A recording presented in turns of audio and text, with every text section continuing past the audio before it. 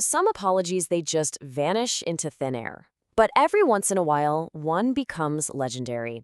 Today, we're going to break down one of the most famous public apologies in history. Seriously, this thing was a masterclass in crisis management that didn't just save a guy's career, it actually changed the entire landscape of late-night TV. Right there. That was the question.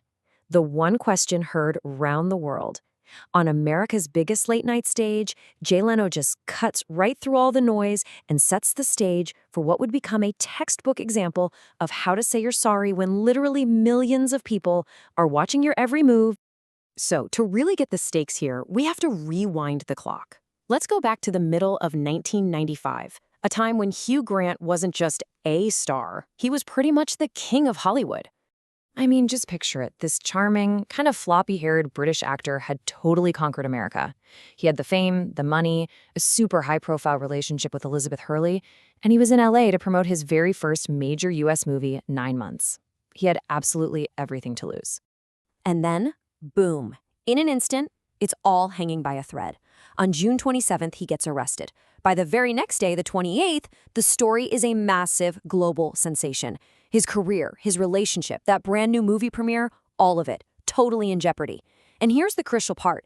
He already had an interview booked with Jay Leno just 2 weeks later. The pressure must have been absolutely immense.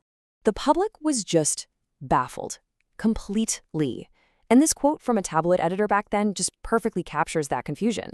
I mean, why would a guy who seemingly had it all risk everything, and so publicly? The question on everyone's mind wasn't just what he did, but why he did it. It just didn't add up. So Grant's career is at this major crossroads. His next move is going to be a super high-stakes public test. Is he going to hide, make excuses, or is he going to face the music and actually try to give a sincere apology? Let's take a quick look at the theory behind what makes an apology really, work. Okay, so according to this linguist, Edwin Battistella, who studied hundreds of apologies, a really effective one has these 4 key ingredients. You got to name what you did wrong, you got to accept full responsibility, you have to show you're genuinely sorry, and you have to commit to not doing it again. Now, it sounds simple, right? But it is incredibly hard to do when the pressure is on. And then there's this other really fascinating idea from the sociologist Irving Goffman. It's called the split self theory. Basically, to get back in the public's good graces, you have to create a separation. It's like you condemn the you that did the bad thing to present a new you who's ready to be better. It's like drawing a line in the sand and saying, that's not who I am anymore. So, with his entire career on the line and the media in an absolute frenzy, the one question hanging over all of Hollywood was simple.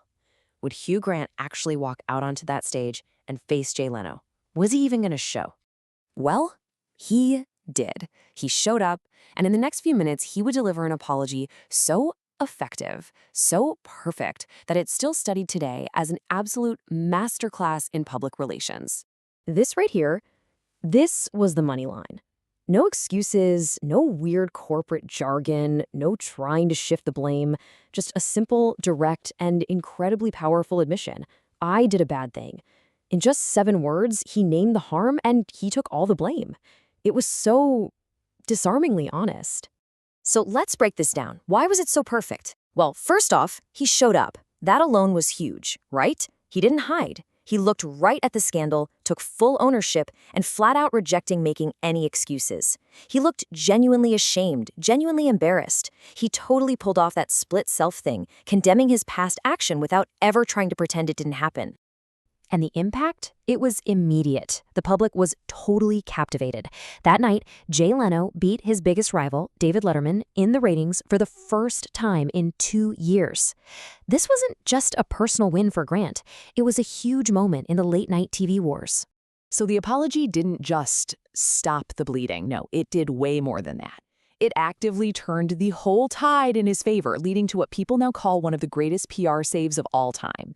The public forgave him almost instantly. His movie, 9 Months, which honestly could have been a total disaster, became a box office success. He had stared right into the abyss of career death, and with just one humble TV appearance, he walked away even stronger. To really appreciate how well Grant handled this, it actually helps to look at how spectacularly other people have failed. So let's flip this around for a second and analyze what not to do. Okay, so on the left you see Grant's approach, direct, responsible, honest.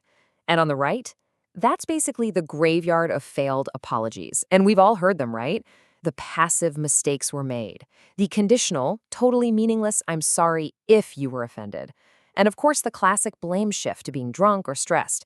These tricks are so transparent and the public sees right through them every time. And here are some real-world examples. Remember Bill Clinton? It took him like 5 tries to get to something close to a real apology for the Monica Lewinsky affair.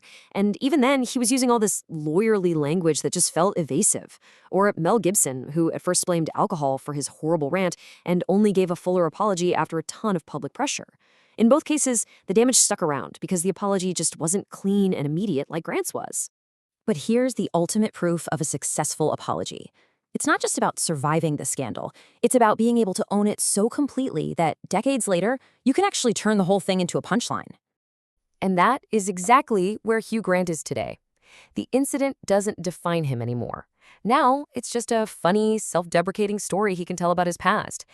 And that is the final stage of a successful public recovery. Get this. He said this just recently at a movie premiere in Hollywood, super close to where the arrest actually happened. And the whole audience just erupted in laughter. It's the perfect full-circle moment. He's not running from the story anymore. He's in complete control of it. So what's the big takeaway from all this? If you ever find yourself needing to make a really serious apology, just remember these rules. Be direct, own it completely, be genuinely sorry, not just sorry you got caught, and maybe most important of all, let your actions afterward prove that you've changed. Ultimately, it really just breaks down like this. A crisis hits, and it hits hard. A bad apology, it doesn't really soften that blow. But a good, sincere apology, that can dramatically lessen the damage and actually put you on the path to recovery. Which kind of leaves us with one last question. In a strange way, you could argue that Hugh Grant's career was cemented by this scandal, because the way he handled it made him seem more human, more relatable. So it makes you wonder, can a perfectly executed apology do more than just save you? Can it, in the end, actually make you stronger?